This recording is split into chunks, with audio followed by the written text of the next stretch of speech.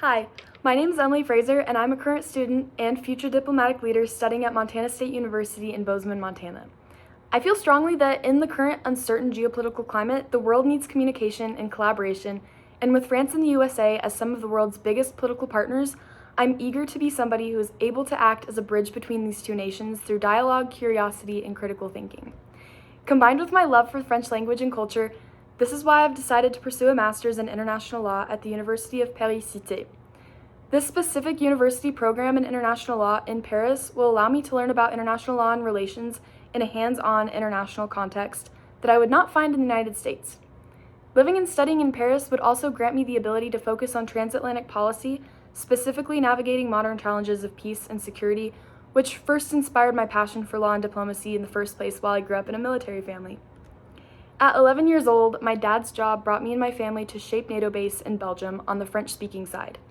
While attending a military school there for 3 years, I learned a little bit of French while being exposed to a vibrant international community where some of my best friends were Turkish, Spanish, French, and Portuguese.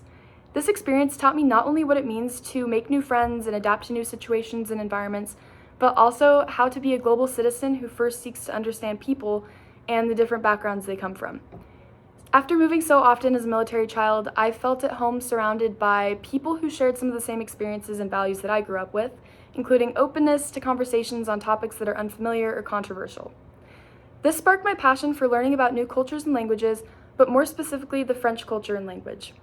Starting my degree in French and Francophone studies and global and international studies, I knew I was embarking on a lifetime of discovery of diplomacy as a means to critically examine and solve our global problems, all while working together with an open mind and tactful tongue to achieve compromise and peace. This is why I believe it can be said that diplomacy has a lot to do with just talking to people. This fact also rang true during my study abroad last semester at the University of Lille.